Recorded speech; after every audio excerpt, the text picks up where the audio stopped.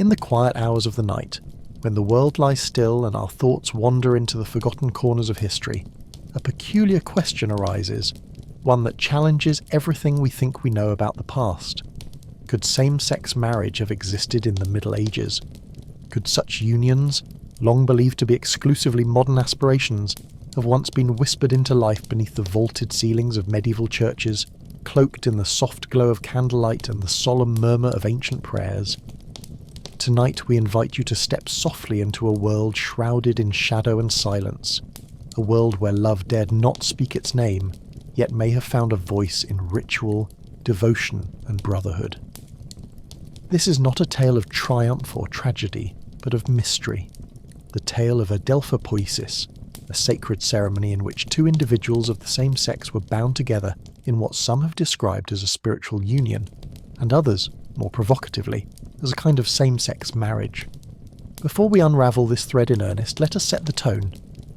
Imagine the hush of a medieval monastery. The scent of beeswax candles floats in the air. Robed figures glide past cold stone walls, whispering prayers in Greek or Latin. Here, in the flickering half-light, rituals unfold, some familiar, others strange.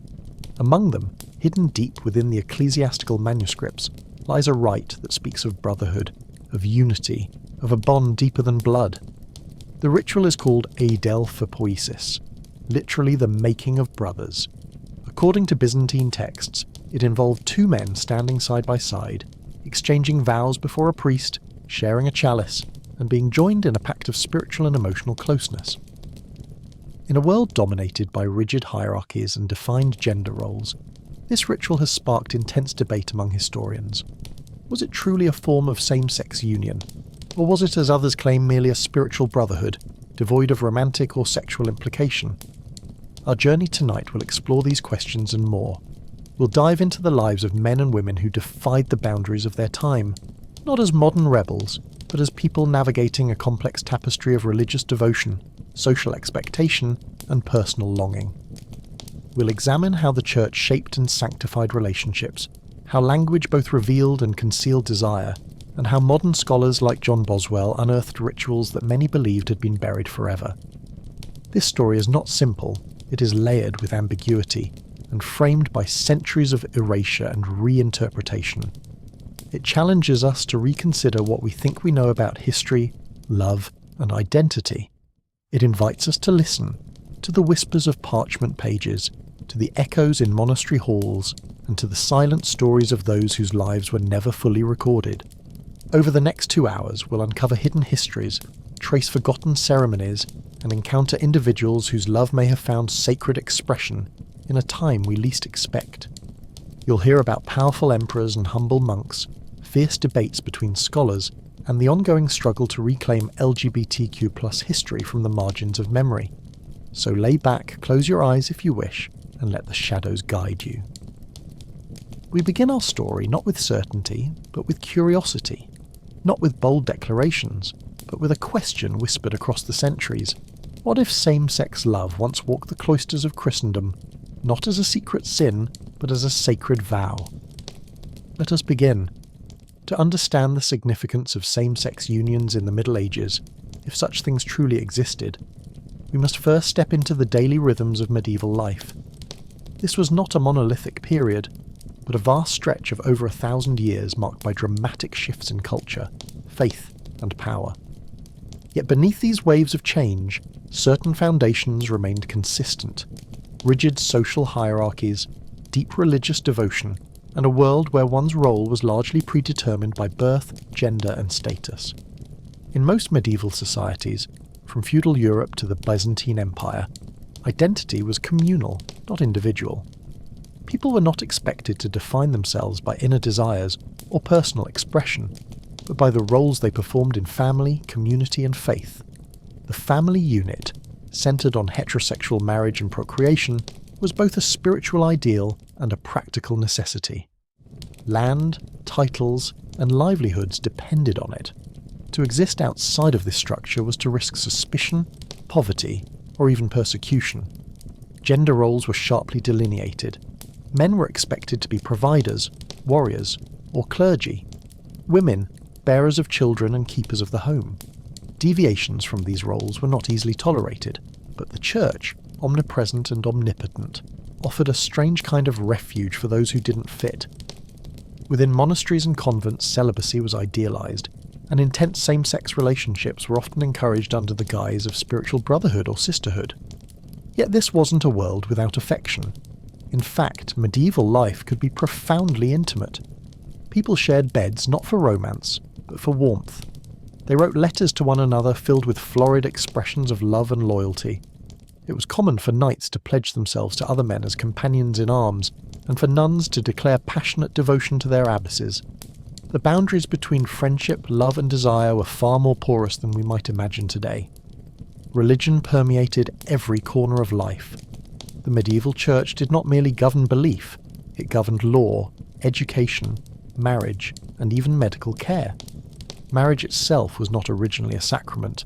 Only by the 12th century did it become formalised under church authority. Before that, unions were often private arrangements, blessed locally and based on mutual consent. The Church's growing interest in marriage was part of a broader effort to regulate morality and consolidate its power. By defining marriage strictly as a heterosexual reproductive bond, it could reinforce both social order and theological doctrine. But within this tightening framework, peculiar gaps remained, spaces where older traditions and alternative practices survived. Some of these took the form of spiritual unions between same-sex individuals. Whether these were acts of deep friendship, mystical devotion, or something more intimate is the question that will guide us through this journey. There is one more layer to this context, an understanding of punishment and silence. While the Middle Ages were not uniformly brutal toward homosexuality, they were certainly not permissive. Sodomy, broadly defined and often misunderstood, was condemned both legally and theologically. But prosecutions were rare and enforcement was inconsistent. Many queer individuals lived hidden lives, their identities erased by fear or later forgotten by history. And yet, in the margins of illuminated manuscripts, in the footnotes of chronicles, and in the cryptic rituals of religious life, hints remain. The world of the Middle Ages was not our world. It did not categorize people in the same way we do today, but it was full of human longing, spiritual searching, and complex relationships that defied easy explanation. In this world, two men might be joined not in defiance of the church, but within its very heart, by a priest, with sacred words, in a rite the church itself once recognized. This is the backdrop to our story, a world of silence and song, of harsh judgment and hidden tenderness, a world where the boundaries of love and faith were sometimes blurred, and in that blurring, we find our mystery. To understand the possible place of same-sex unions in the medieval world, we must delve deeper into the institution that held ultimate authority over both public and private life, the Church. Marriage, as we know it today, was not always a religious sacrament. In fact, for much of early medieval Europe, marriage was a private affair, often conducted without clergy, sometimes without witnesses, and rarely with ceremony. It was more a social contract than a sacred bond. The Church, however, would change that forever. By the 12th century, the Catholic Church began to formalise marriage under its jurisdiction. This shift wasn't only theological, it was also political. The Church, seeking to exert control over the moral and familial life of its flock, started to codify rules around who could marry, how, and under what circumstances. Marriage became one of the 7 sacraments, an outward sign of inward grace, sanctioned by God and managed by priests. It was now a spiritual as well as legal institution. In this new framework, marriage was strictly heterosexual and procreative. Its primary purpose, according to church doctrine, was to produce children and prevent sexual immorality. Anything that deviated from this model, sex outside marriage, sex that couldn't produce children, or unions not sanctioned by clergy, was deemed suspect, sinful, or even heretical. But here is where things get interesting. While the Church increasingly defined marriage as a man and a woman joined for the purpose of procreation, it also recognised other forms of deep, spiritual relationships. Monks and nuns formed lifelong bonds with one another under vows of celibacy. Saints like Aelred of Rievaulx wrote passionate meditations on spiritual friendship, describing love between men in terms that, to modern eyes, appear strikingly romantic. Theologians spoke of divine love transcending the body, a love that could exist between people of the same sex without violating religious law. It is within this ambiguous spiritual space that the ritual of adelphopoiesis emerges, a ceremony performed by clergy, recorded in liturgical books and recognised as a legitimate religious act. The name itself, adelphopoiesis, translates to brother-making and was presented as a rite of sacred brotherhood. Yet the structure of the ceremony bears an uncanny resemblance to marriage rites, joining hands, sharing wine, prayers before an altar, and the presence of witnesses. Was this just a way to sanctify close friendships? Or was it, as some argue, a way for same-sex couples to form publicly recognised, spiritually binding partnerships within the Church's own walls? The Church left us few direct answers. Adelphopoiesis is not explicitly called marriage in the texts. There are no proclamations declaring romantic love, but neither is there any clear boundary drawn between this ritual and marriage ceremonies of the time. In fact, before marriage rites were standardised, liturgical practices often overlapped and were regionally varied. This makes interpreting these ancient documents a challenge, but also a tantalising opportunity. By the time the Church firmly established its monopoly over marriage, many earlier traditions were suppressed or redefined. Alternative unions, spiritual pairings, and ambiguous rituals were either folded into orthodox practice or abandoned. The increasing centralisation of Church authority meant that anything perceived as outside the bounds of heterosexual procreative marriage was gradually erased, or at least obscured, yet fragments remain, manuscripts survive. Liturgical texts containing the rites of adelphopoiesis were copied, preserved, and passed down. These were not secret rites performed in defiance of the Church, but public ceremonies carried out with clerical blessing. That alone invites us to question the rigidity of medieval morality, and the potential for fluidity in how relationships were recognised and sanctified. Tonight, we explore that grey area, not to impose modern labels on the past, but to recover a more nuanced, complex vision of human connection. In a world where spiritual and emotional intimacy were deeply intertwined, and where the Church itself played a role in both regulating and facilitating those bonds, the story of same-sex unions becomes not a contradiction, but a possibility. Next, we will step into the heart of that possibility, the ceremony itself. Now, we arrive at the ritual at the heart of this mystery, adelphopoiesis. The word itself may sound arcane, but it was once known to priests and scribes across the Eastern Christian world. Translated from the Greek, it means brother-making, and for centuries it was performed as a legitimate rite within the Byzantine Church. But what exactly was this ritual? What did it look like? And why has it sparked such controversy in the modern age? Adelphopoiesis was a formal ceremony that joined two men in a lifelong spiritual bond. It appears in Byzantine liturgical manuscripts dating from as early as the 9th century. The structure of the ceremony mirrors, quite strikingly, the elements of Christian marriage rites of the same period. The two men would stand before the altar, often in the presence of a priest and witnesses. They would hold hands, exchange solemn vows, kiss each other, and share the Eucharist or a chalice of wine. Candles were lit, prayers were spoken, a binding declaration of mutual loyalty and unity was made under the eyes of God.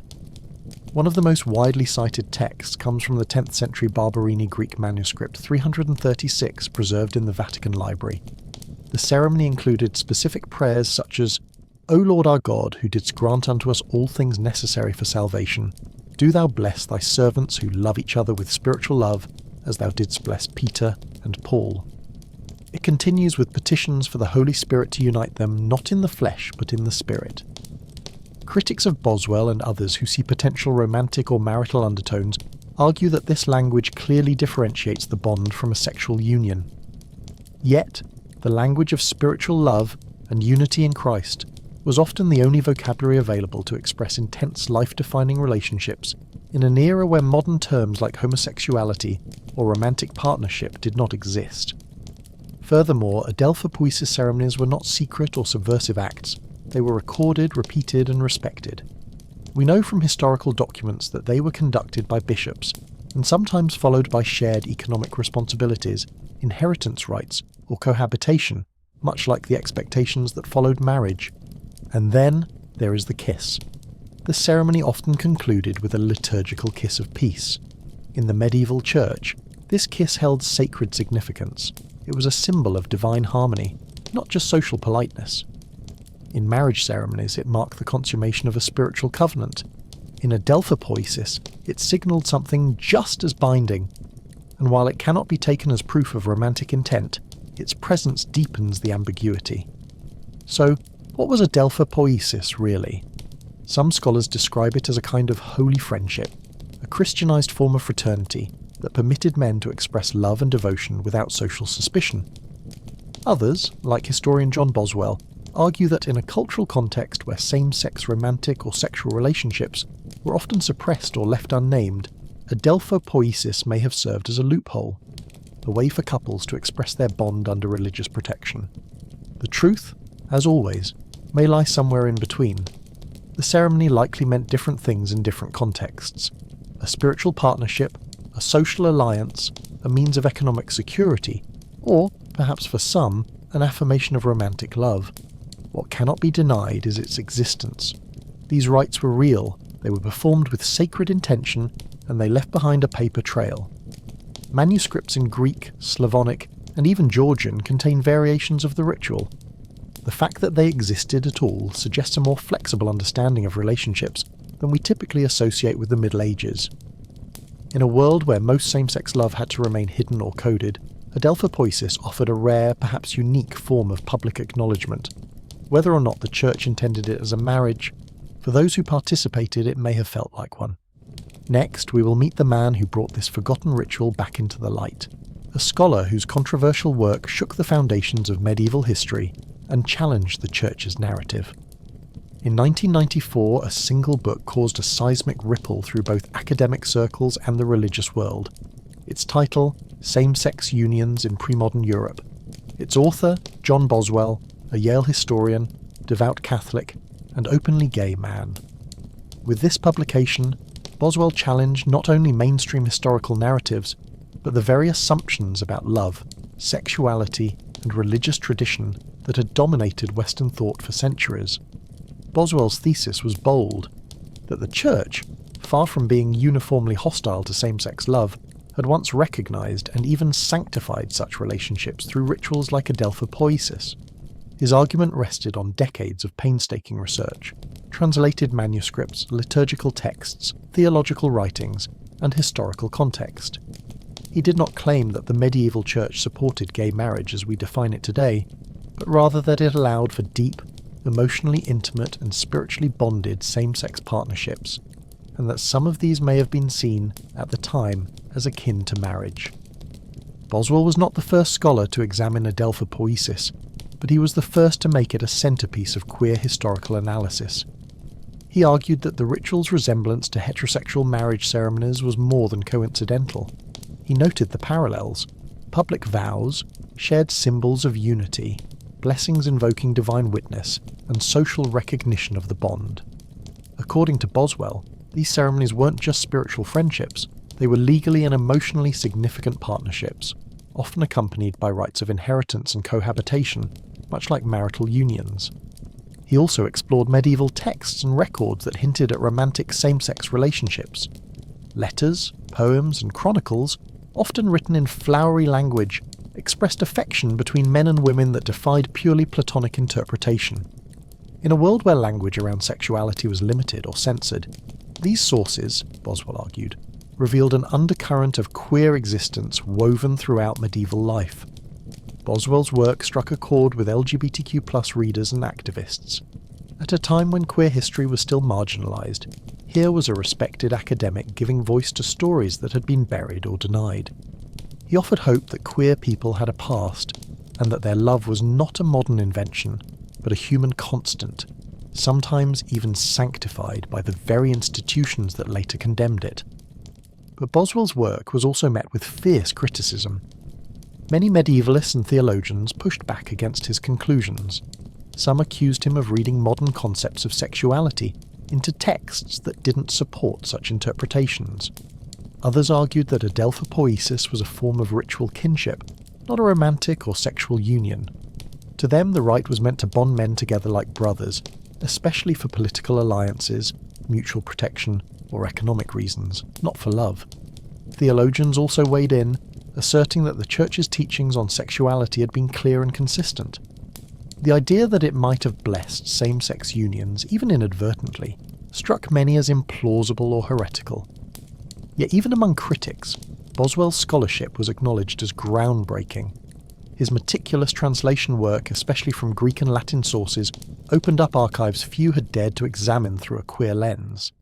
His book prompted a wave of new scholarship exploring LGBTQ+ themes in pre-modern history, both to challenge and to expand upon his claims. Boswell himself passed away from AIDS-related complications just months after his book's publication, at the age of 47. He never got to witness the full impact of his work, but his legacy endures, not just in academic circles, but in the broader cultural imagination. His writings gave courage to countless people seeking affirmation that their love was not only natural, but had existed in some form long before modern terminology. Whether or not one agrees with Boswell's conclusions, his work remains a cornerstone in the study of queer history. He asked questions that had long been avoided and brought attention to rituals like a Delphopoiesis that many would prefer to forget. In our next segment, we'll explore the scholarly debate that followed, where Boswell's arguments held strong and where they faltered under scrutiny. The battle over the meaning of brotherhood had only just begun. John Boswell's work did not go unchallenged. While same-sex unions in pre-modern Europe was celebrated by many as a triumph of historical recovery, it also ignited a firestorm of academic controversy.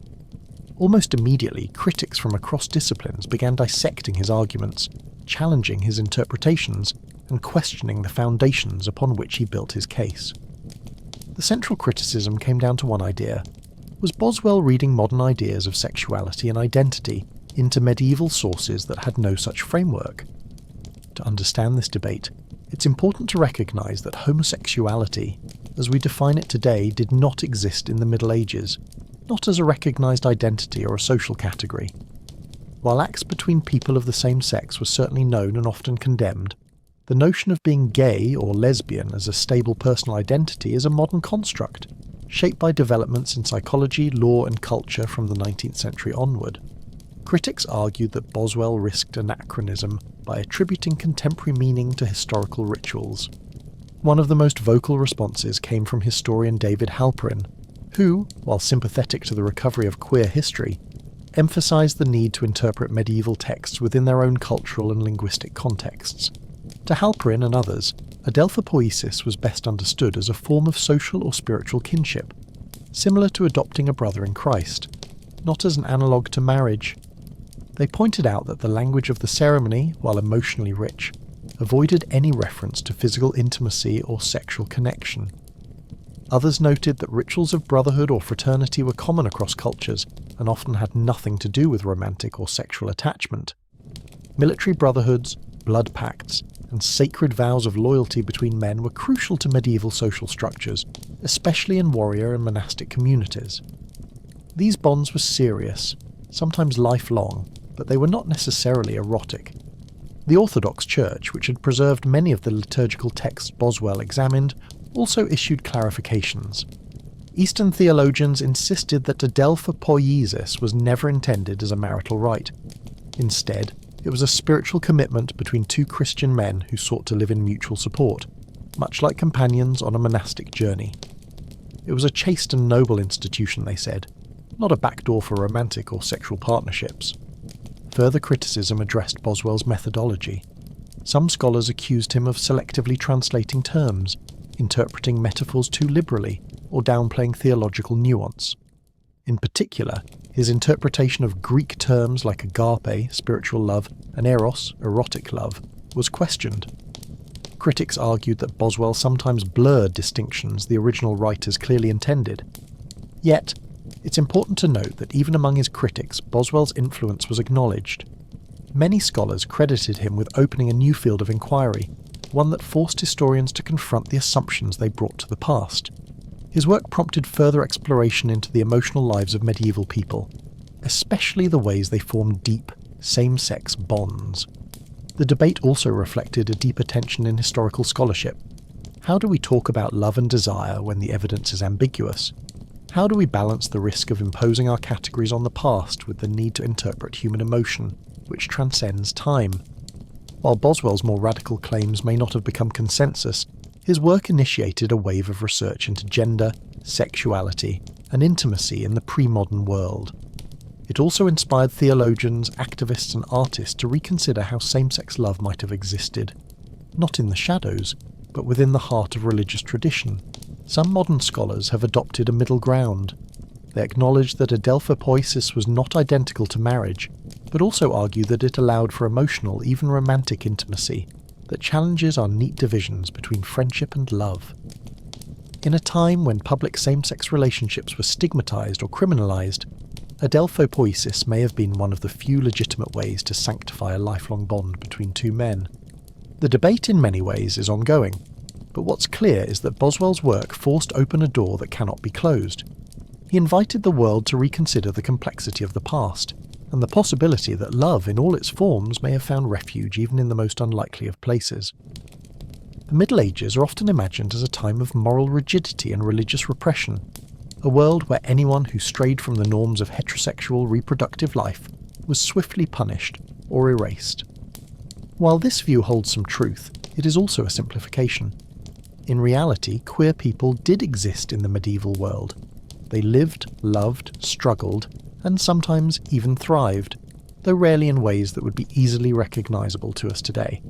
So how did LGBTQ+ individuals live in a society that did not have a clear framework for their identities? To begin with, medieval people did not categorise sexuality the way we do now. The church and state focused on actions, not identities. Sodomy, a broad and often vaguely defined category of sin, could refer to any non-procreative sexual act, homosexual or heterosexual. It was condemned in sermons and law codes, but actual enforcement was inconsistent and varied widely by region and time period. Often, authorities turned a blind eye unless a scandal became too public or political. Despite the risks, historical records offer glimpses into queer existence. Court documents, chronicles, and even poetry occasionally mention same-sex relationships, sometimes with condemnation, other times with surprising neutrality. In 14th century London, for instance, a man named John Rickener was arrested while dressed as a woman and working as a prostitute. In court, Rickener described having sex with both men and women, including priests and nobles. The trial record is one of the most vivid sources we have of queer life in the medieval West, and it suggests that people with fluid identities did exist, even if they defied societal norms. Monastic communities were another space where same-sex intimacy could flourish, though usually under the banner of spiritual friendship or brotherhood. Monks and nuns lived in close quarters, often forming intense emotional bonds that modern readers might interpret as romantic. Some left behind letters or journals filled with longing and devotion. While celibacy was the ideal, how it was practiced in reality varied greatly.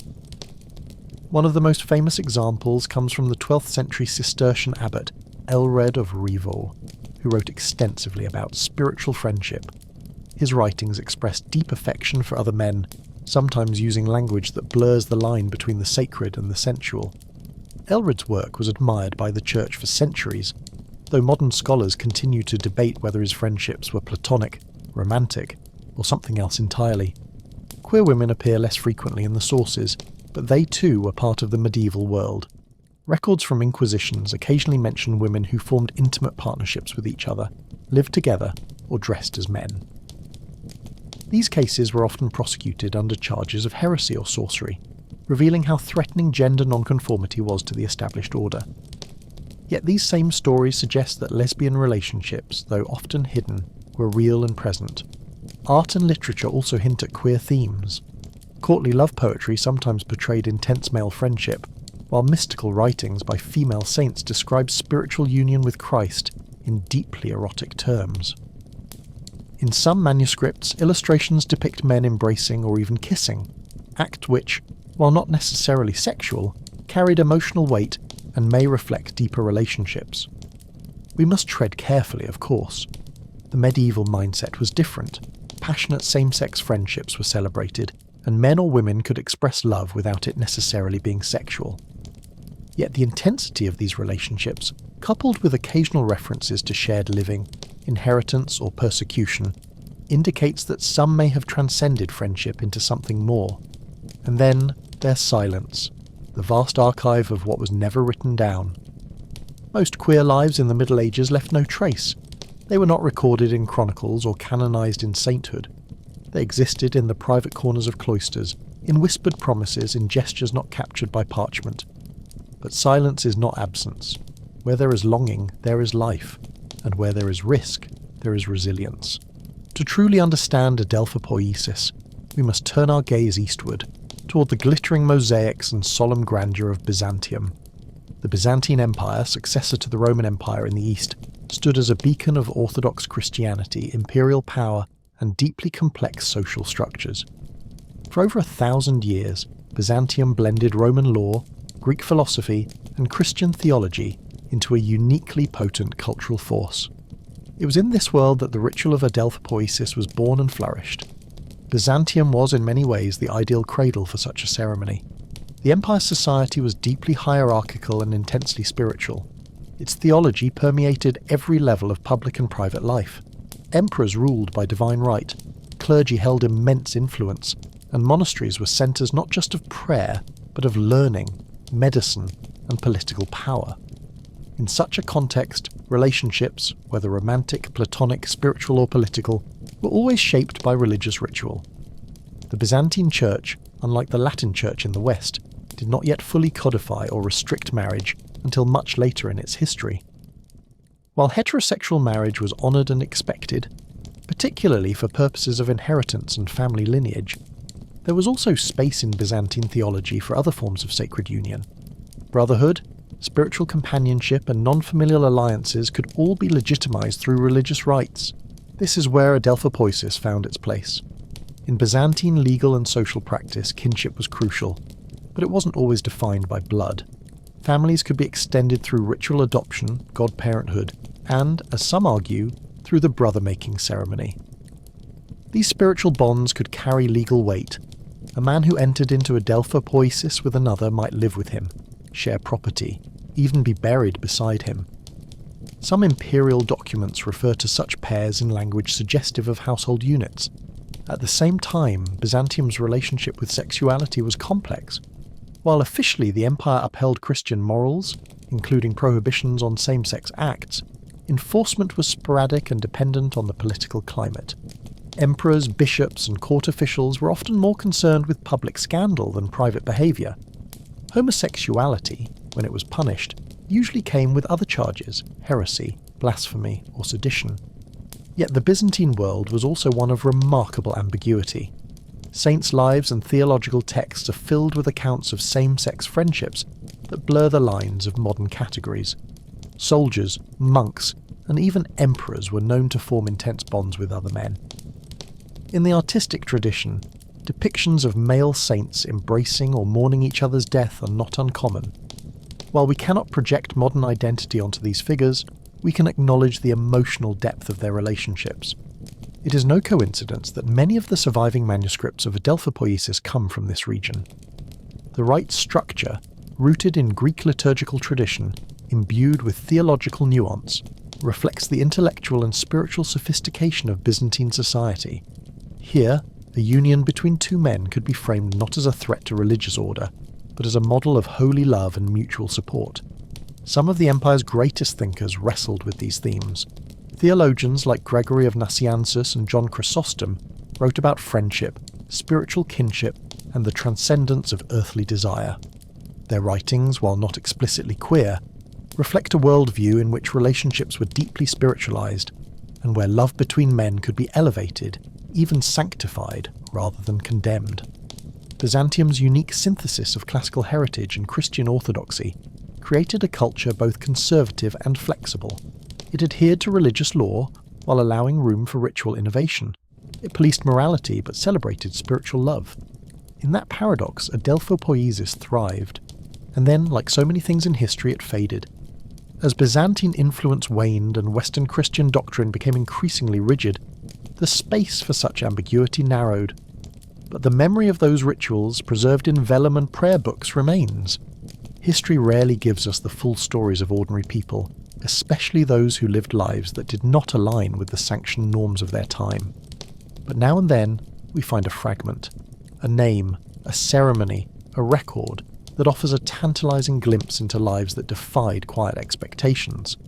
In this segment, we look closely at one such fragment, the Adelphopoiesis, bond between two Byzantine men known to history only as Theodore and Nicholas. Their story survives in a 10th century Greek manuscript found in the monastic library of Mount Athos, one of the holiest sites of Eastern Orthodoxy. The document, part of a liturgical collection, records the performance of an Adelphopoiesis ceremony between these two men.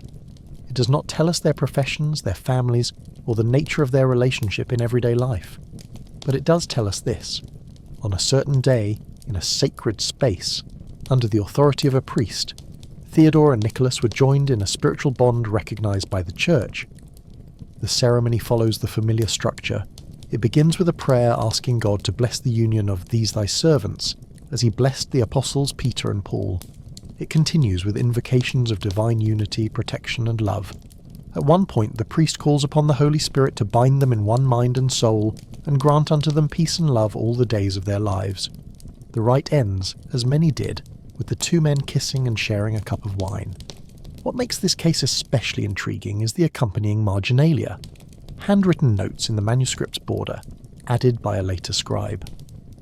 One note reads simply, "They lived together many years and were buried side by side." Another, more cryptic, refers to their bond as more enduring than any marriage. We do not know who wrote these notes or how much time passed between the ceremony and the comments, but they suggest that the relationship between Theodore and Nicholas was not merely ceremonial. It was lived, cherished, and remembered. Burial practices in Byzantium were highly symbolic. To be interred alongside someone other than family, particularly in a joint grave, was a powerful public statement. It signalled lifelong devotion and, in many cases, a shared legacy.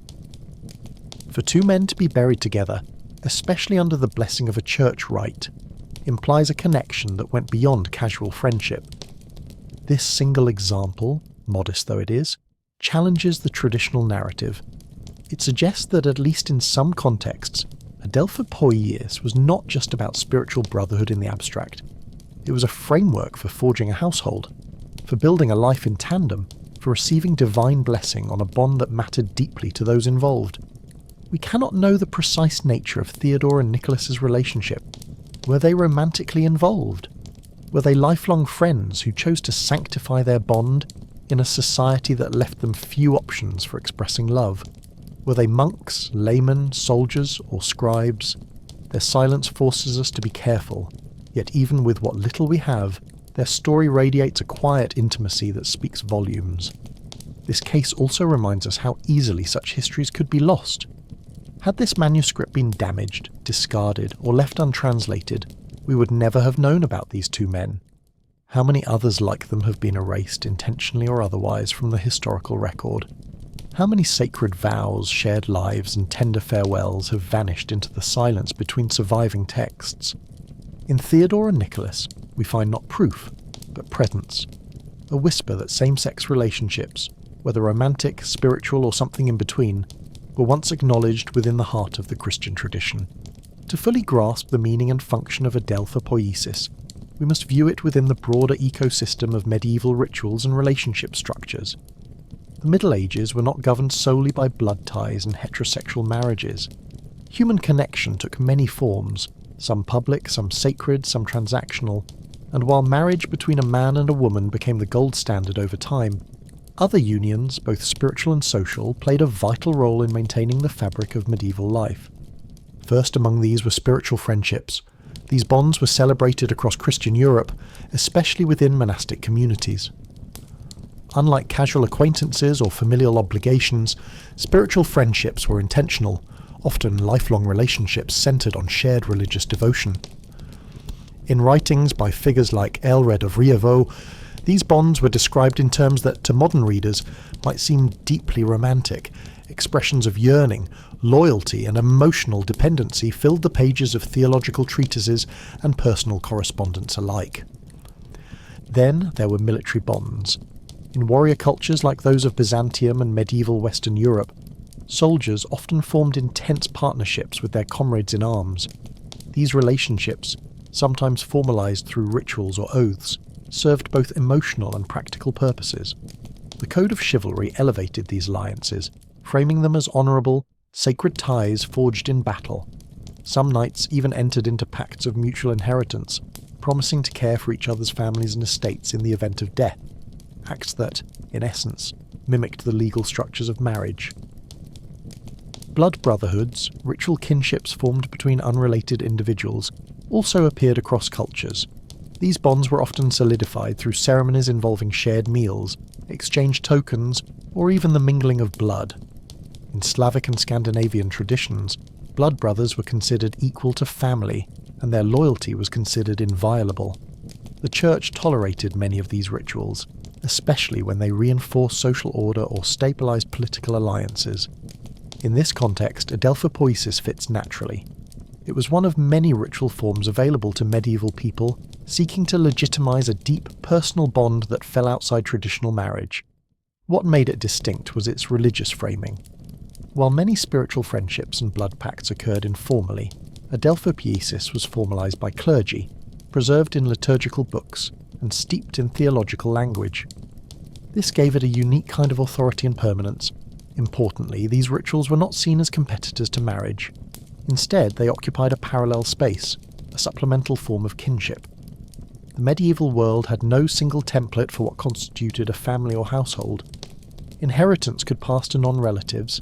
Households might include servants, apprentices, or monastic brothers, and deep emotional bonds were often recognised outside biological or marital structures. Adelphopoiesis, then, was simply one more expression of this pluralism. Yet, it also carried social risks. As the Church began to tighten its control over relationships and morality in the later Middle Ages, non-marital unions of any kind became increasingly scrutinised. Spiritual friendships were sometimes condemned as particular friendships, a term loaded with suspicion. Blood brotherhoods were discouraged if they seemed to challenge family loyalty or ecclesiastical hierarchy. And any suggestion of sexual activity between two men, even in a bond sanctified by the Church, could lead to harsh punishment. Thus, the space for ambiguity began to shrink. What once was tolerated or even blessed came under suspicion, and as the idea of marriage as a strictly heterosexual, procreative institution became dogma, adelphopoiesis and similar rituals were gradually abandoned, their meaning either reinterpreted or erased. Still, the diversity of medieval relationship structures reminds us that the past was far more fluid than we often assume. People found ways to recognise and ritualise the bonds that mattered to them, even when those bonds did not align with official doctrine. Language in the Middle Ages was both a tool of expression and a veil of secrecy. Words had power. They could sanctify, condemn, elevate, or erase. In a world where laws were written in Latin, sermons delivered in vernaculars, and love letters composed in courtly code, the meanings of words often shifted depending on who spoke them and who was allowed to hear. For those whose bonds did not conform to the expectations of society, whose relationships transcended the sanctioned form of marriage, language became both a refuge and a battleground. The terms available for describing deep affection between people of the same sex were few and rarely explicit. Yet what the vocabulary lacked in clarity, it made up for in subtlety and richness. The most common word for love in medieval Christian texts was caritas, charity, or divine love. This was the love of God for humanity, the love expressed in self-sacrifice and devotion. But other terms like amicitia, friendship, delectio, affection, and amor, love in its more general form, were used to describe relationships between people. Between men, especially in monastic or intellectual settings, these words could carry an emotional intensity that bordered on the romantic. Between women, such language appeared in letters, mystical texts, and even legal documents, often passed off as spiritual closeness, but sometimes hinting at something more. Then there was adelphos, the Greek word for brother. In rituals like adelphopoiesis, this term took on sacred weight. It did not merely describe a familial relation, it invoked an eternal God-blessed bond. Yet this same word in different contexts could be used euphemistically to describe an intimate companion, someone who shared not just your household, but your soul. The ambiguity of these terms served a dual purpose. They allowed people to articulate love in socially acceptable ways, while also leaving room for deeper meaning. In letters exchanged between monks, or between noblewomen, phrases like "my soul's companion" or "my beloved in Christ" appear frequently. These words do not declare romantic or sexual intent, but they reveal emotional intimacy, mutual care, and the kind of exclusivity typically reserved for spouses. This linguistic ambiguity was not accidental. In many cases, it was the only safe way to speak. The line between friendship and love, between admiration and longing, was deliberately blurred, not to deceive, but to protect. In a culture that could not tolerate certain truths, metaphor became survival. The Church itself understood the power of words. It carefully curated the language of its rites and doctrines to reinforce orthodoxy. As marriage became more closely defined, the vocabulary used in its liturgies grew more specific: husband, wife, procreation, sacrament. By contrast, the texts of Adelpha Poesis retained a broader lexicon, speaking of unity, peace, brotherhood, and mutual support. The absence of gendered or sexual terminology was likely intentional. It allowed the ritual to occupy a space just outside the sphere of marriage, without directly challenging it. This same strategy appears in theological writings. Saints and scholars who may have experienced deep same-sex attachments often couch their feelings in mystical or allegorical language. St. Anselm wrote movingly of his love for fellow monks, describing their embrace as a foretaste of heavenly union. Hildegard of Bingen penned ecstatic visions of divine intimacy that some interpret as reflections of earthly passion, sublimated into spiritual form. These expressions, though cloaked in religious metaphor, pulse with emotional authenticity. Even in secular texts, the language of love was complex. Troubadour poetry, with its elaborate codes and conventions, often featured veiled declarations of longing. While most poems were directed at unattainable women, some include ambiguously gendered expressions of desire. In certain cases, same-sex love is acknowledged through metaphor, a knight pledging fealty to another knight, or a lady expressing devotion to a female confidant. Ultimately, the words left behind by the medieval world offer more than just evidence. They offer insight into how people lived with their desires, how they navigated affection, partnership, and secrecy in a culture that offered few safe spaces for unconventional love. Through layered, careful language, they preserved what they could not proclaim. What survives in these words is not always clarity, but something more human. The effort to be known, to be remembered, and to be loved in return, even if only through the fragile medium of ink and parchment. The medieval world viewed the body not as a mere vessel, but as a site of moral meaning and divine tension. Every gesture, every appetite, every silence of the flesh carried spiritual weight. Within this worldview, gender was seen as divinely ordained, binary, hierarchical, and inseparable from one's role in society. Yet even within such a rigid framework, cracks existed. People found ways to live between the lines, and the body, so often policed, became a medium for expression, defiance, and sanctity. Nowhere was this more visible than in religious life. Monasteries and convents offered a refuge from the expectations of gendered society. For many, entering a religious order meant stepping away from the roles of husband, wife, mother, or warrior.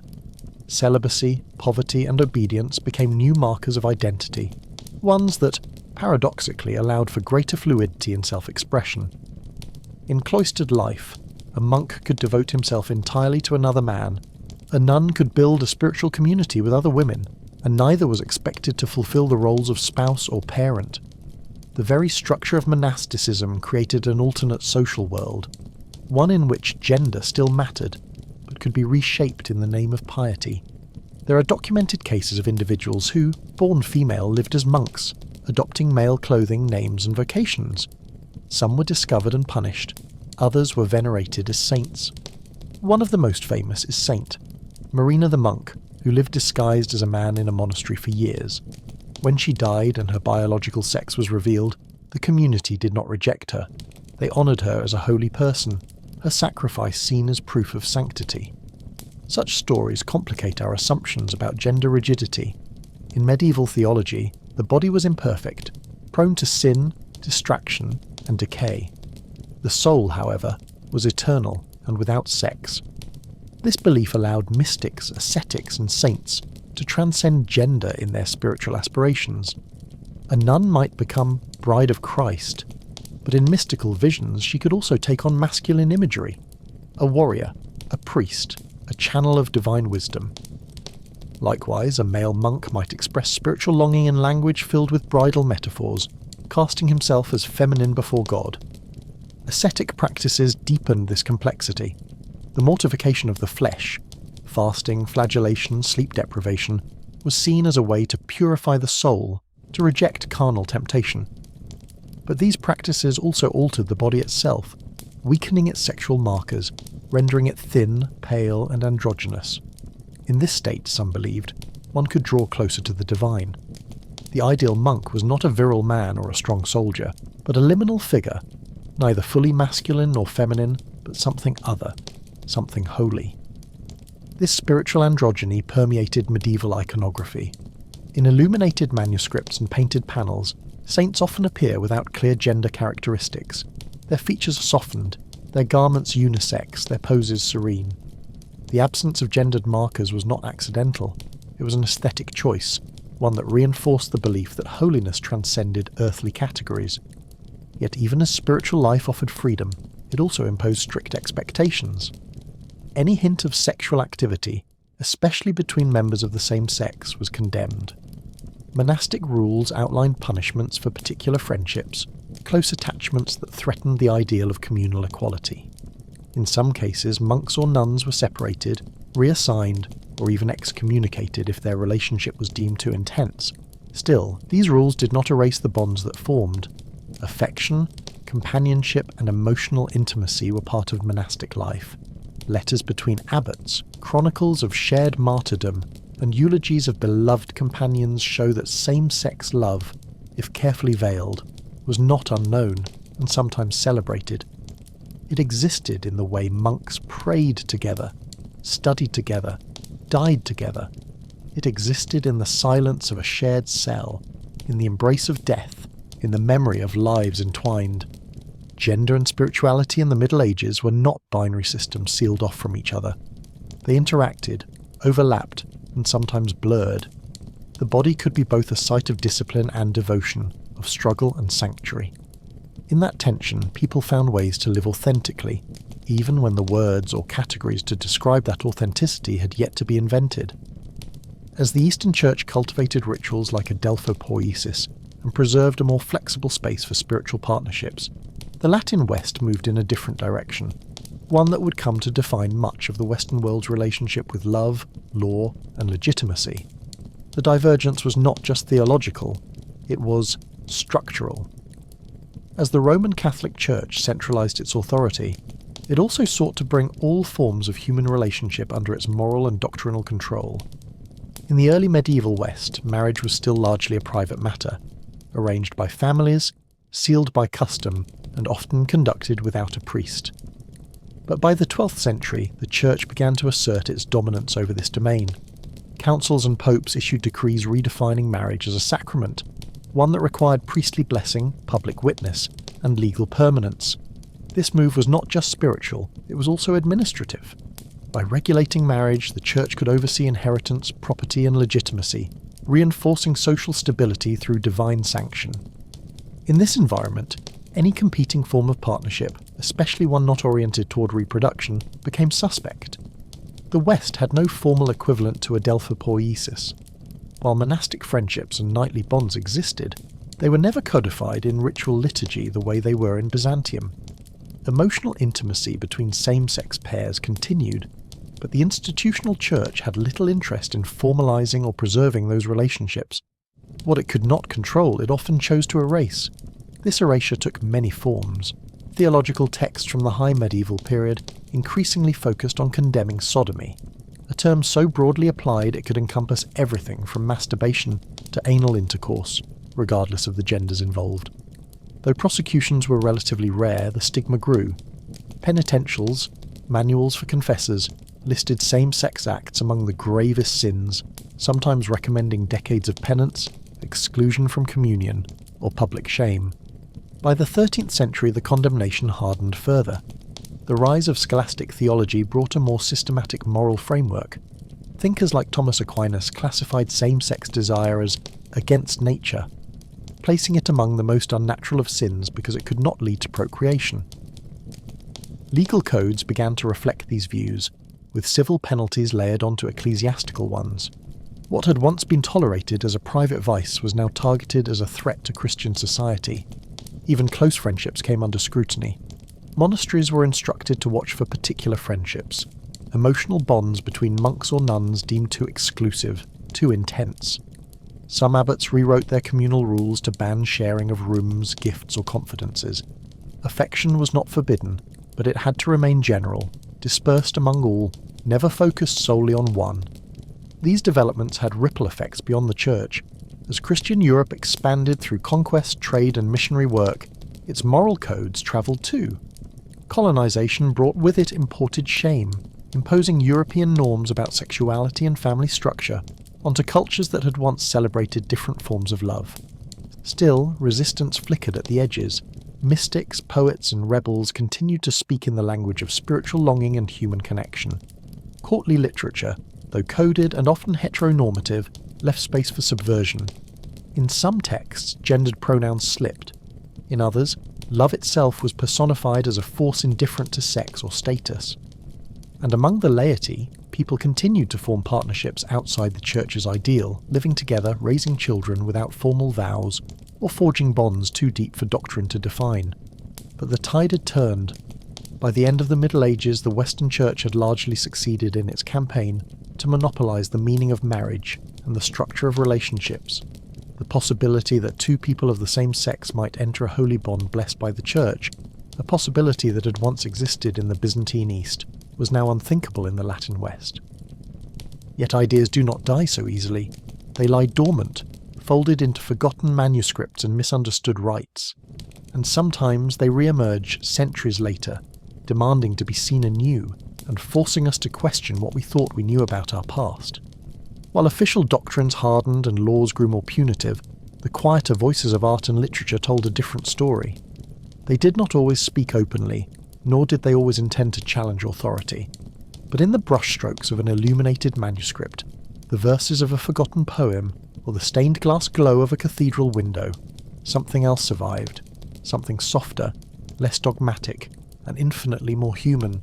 Art in the Middle Ages was rarely created for personal expression. Most of it was devotional or didactic, commissioned by churches or wealthy patrons. Yet within these constraints, artists found space to depict the complexities of emotion, grief, affection, admiration, and longing. Among saints and angels, martyrs and monarchs, we sometimes find pairs, two men or two women side by side, touching tenderly, sharing a gaze that lingers longer than chance. To the casual viewer, these images may seem unremarkable, but when seen in context, they often reflect relationships imbued with emotional depth. Take, for example, depictions of Saints Sergius and Bacchus, early Christian martyrs venerated in the Eastern Church. Often shown standing together, holding crosses, clothed in matching military garb, they were believed to be not just companions in death, but in life.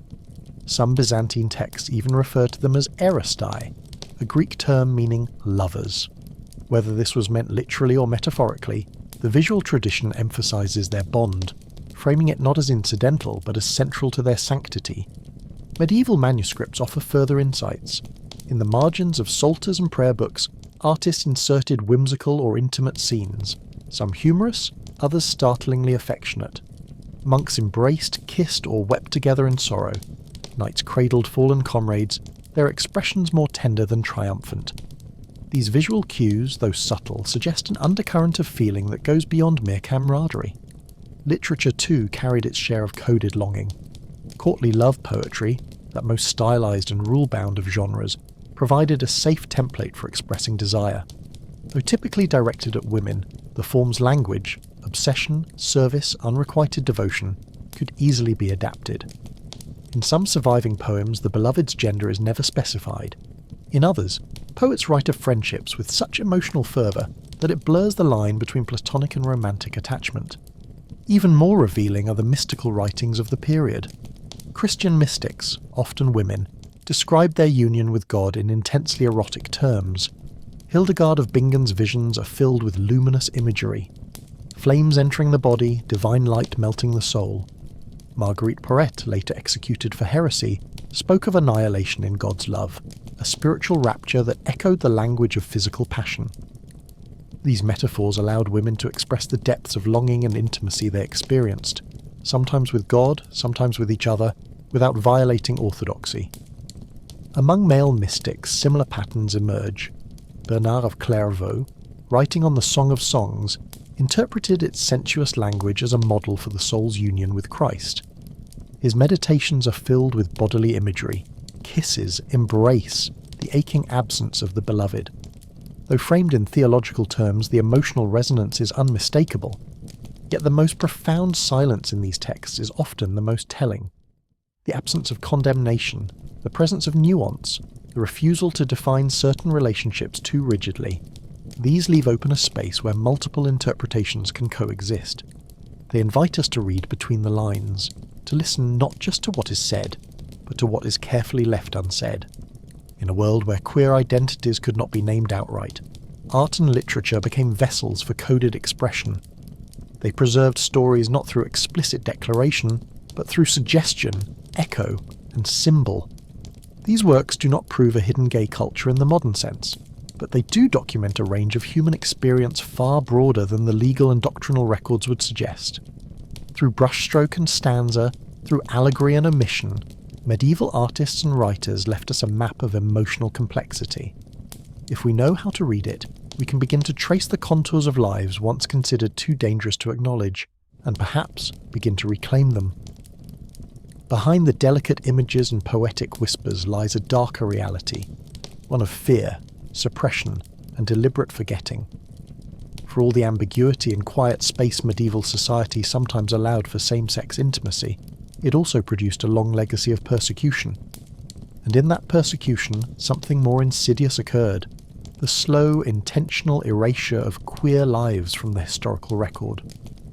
As church authority expanded and centralised throughout the High and late Middle Ages, so too did its efforts to define and control morality. This meant not only codifying acceptable forms of sexual behaviour, but also rooting out what it deemed perverse or heretical. By the 13th century, a wave of legal and ecclesiastical initiatives aimed at regulating sexual conduct gained momentum.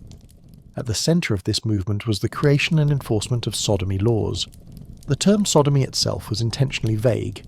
It encompassed any non-procreative sexual act, and its definition varied depending on the context, sometimes including bestiality, masturbation, or even certain types of heterosexual intercourse.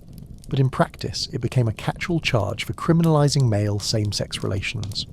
Punishments range from long penance and public humiliation to execution, particularly in regions like Italy, France, and parts of the Holy Roman Empire, where civic and religious authorities worked in tandem. These prosecutions were rarely about the sexual acts alone. Often, sodomy charges were politically or socially motivated, used as a tool to remove rivals, enforce conformity, or scapegoat marginalised groups. The Knights Templar, for instance, were infamously accused of sodomy during their trial and dissolution in the early 14th century. Historians widely believe these charges were manufactured to justify the order's destruction and seize its wealth. Inquisitions, originally focused on rooting out heresy, began incorporating moral offences into their purview. Individuals accused of same-sex relations could be interrogated, tortured, and burned at the stake. The fear of being exposed led many to destroy letters, avoid written expression of affection, or retreat further into secrecy. Whole networks of love and friendship vanished beneath layers of silence and shame. And yet, even this violence was not enough for the church and secular powers. It wasn't sufficient to punish. Queer existence had to be denied altogether. Over time, rituals like Adelphopoiesis disappeared from practice. While the manuscripts remained, they were reinterpreted, dismissed as irrelevant, or quietly removed from liturgical circulation. The very possibility that two people of the same sex could be joined in sacred union became unmentionable. Histories were rewritten, monastic friendships were downplayed or reframed as purely spiritual. Letters were edited or retranslated with the heat of affection cooled into platitudes. visual depictions of same-sex intimacy were sometimes defaced or destroyed. The Church, once the keeper of diverse forms of relationship and devotion, gradually narrowed the spectrum of what was considered holy, allowable, or even human.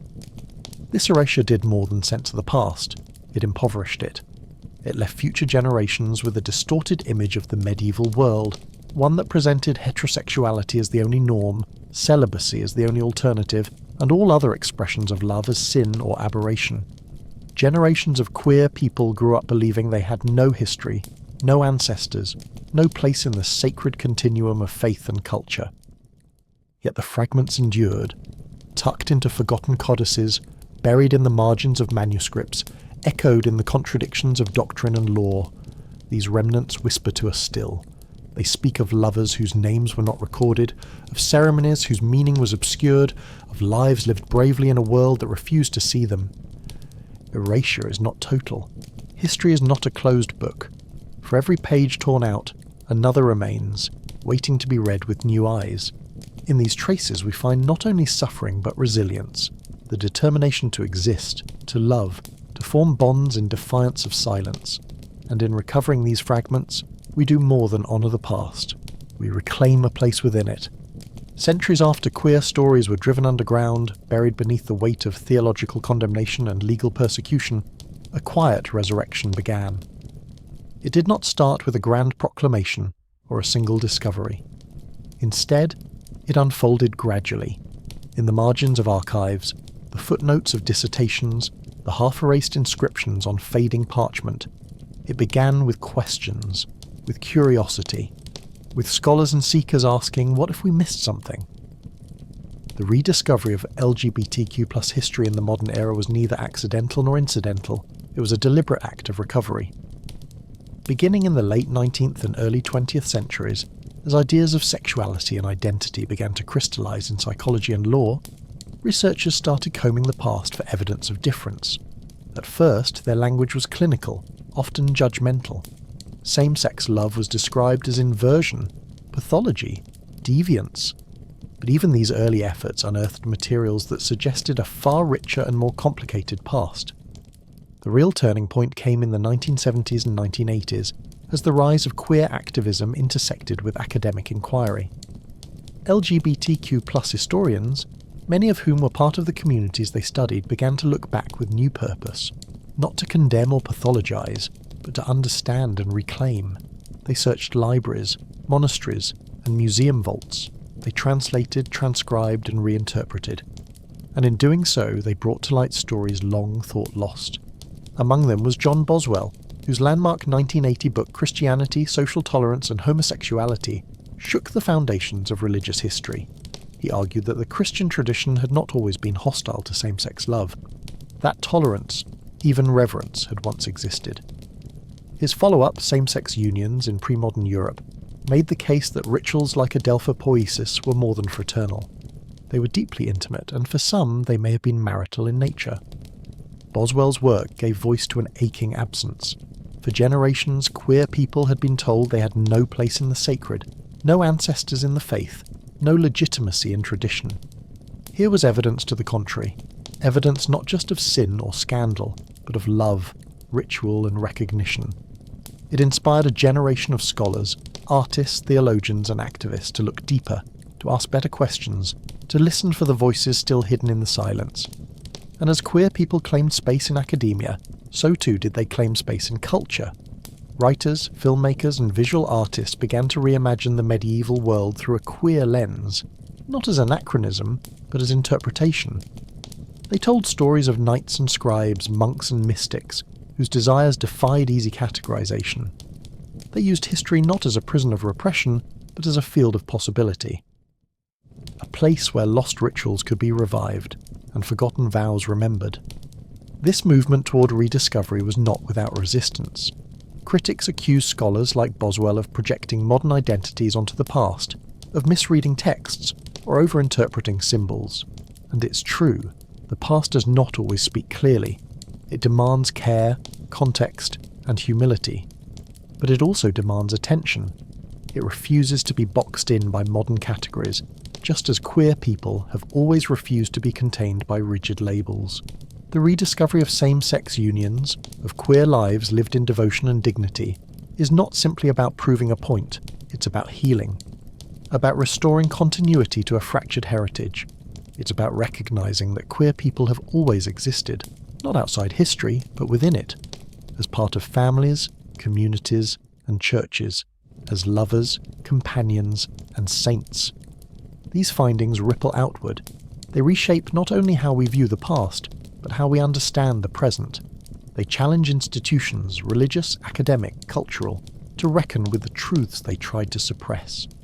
And they offer comfort to those still searching for themselves in ancient texts and sacred rites.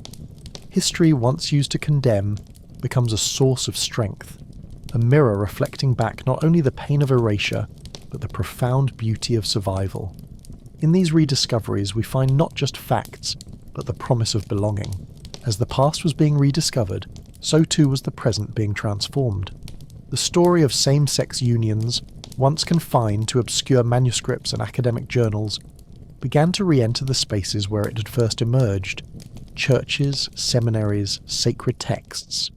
And there, it was met with a question that still echoes across denominations and traditions. What does this mean for us now? The religious responses to the revival of queer history have been as varied and conflicted as religion itself. Some churches have welcomed the findings as part of a long overdue reconciliation, a chance to re-express love as inclusive, expansive, and sacred. Others have responded with skepticism, alarm, or outright rejection, seeing the scholarship as a threat to doctrine or an attempt to revise divine truth.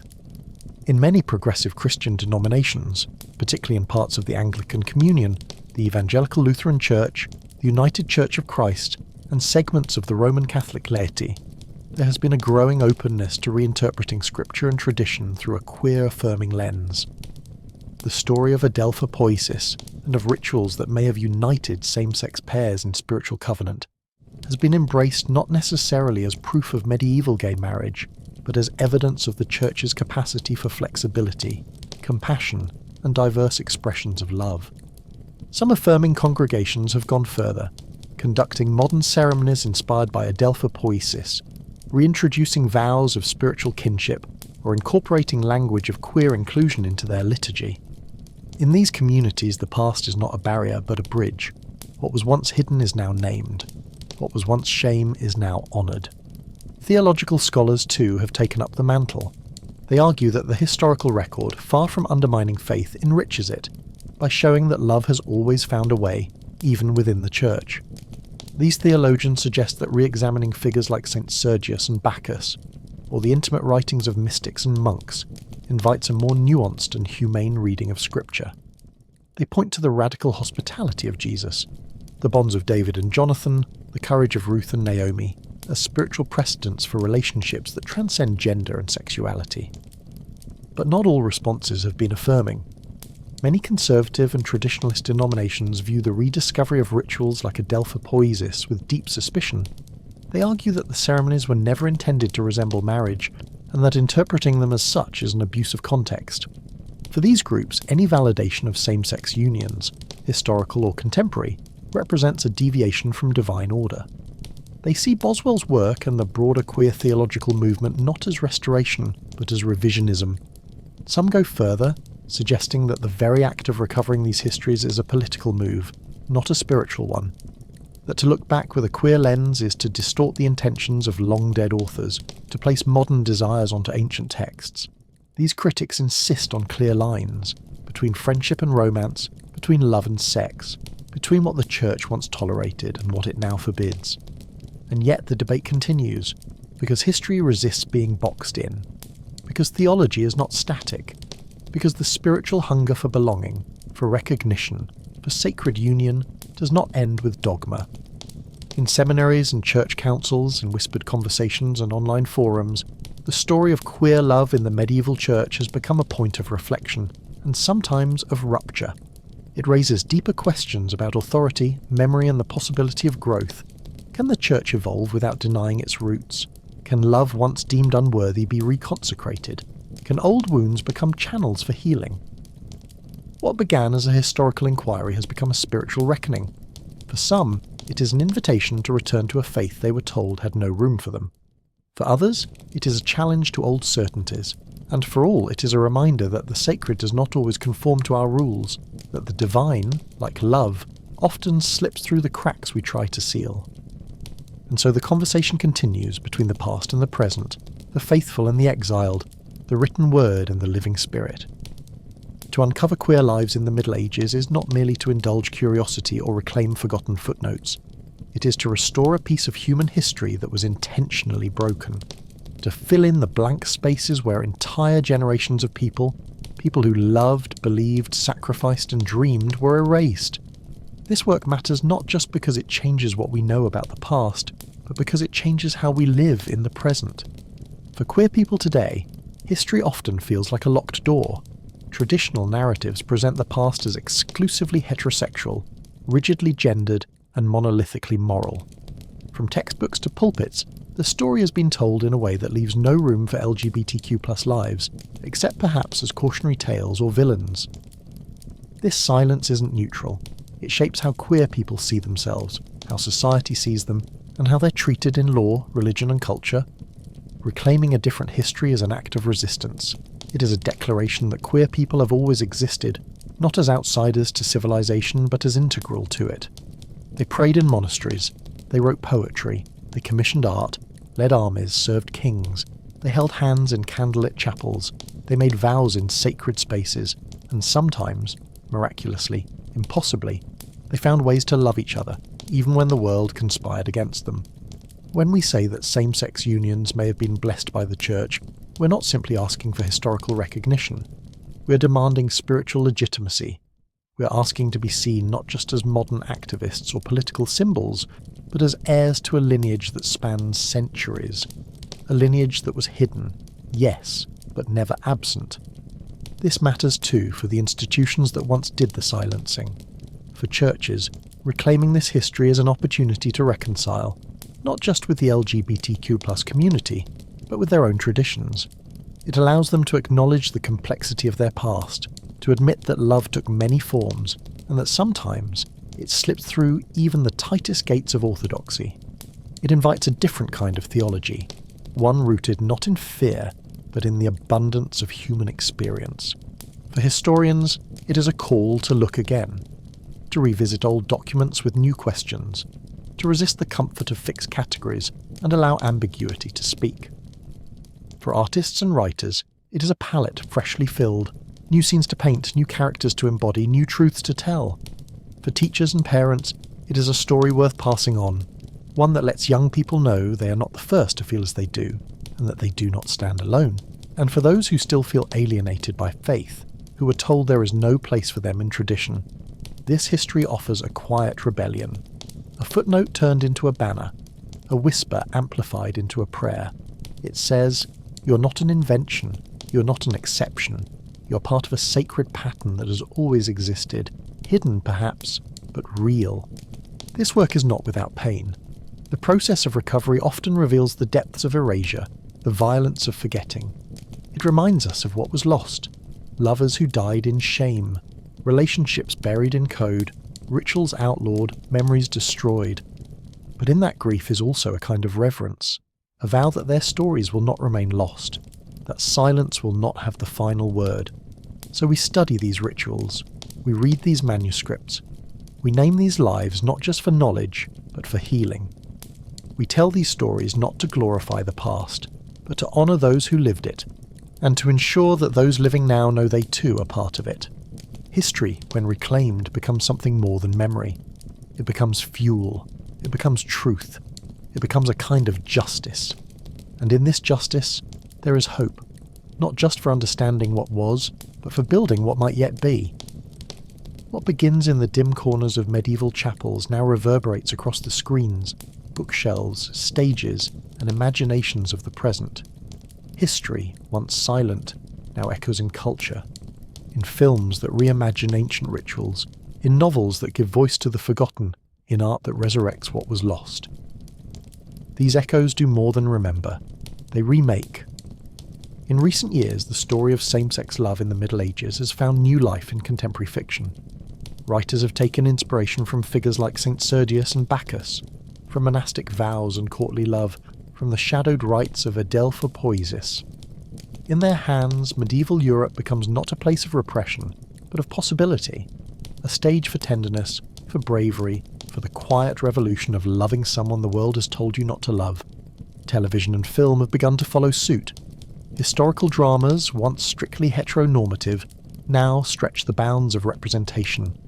Queer characters appear in castles, convents and cloisters, not always with historical accuracy perhaps, but with a desire to ask, what if?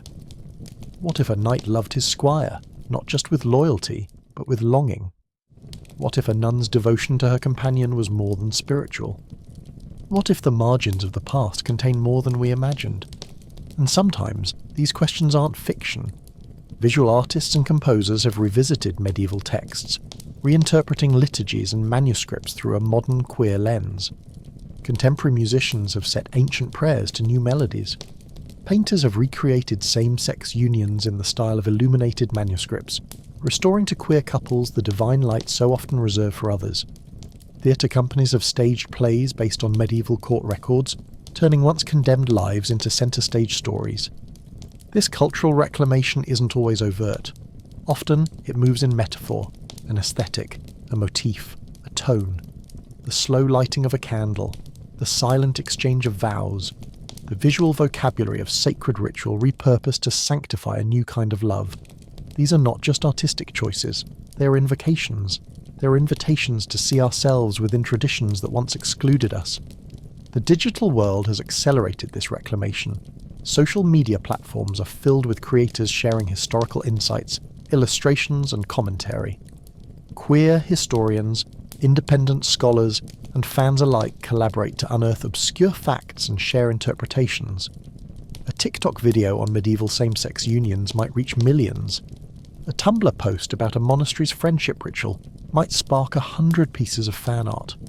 These platforms have become not just sites of education, but of belonging.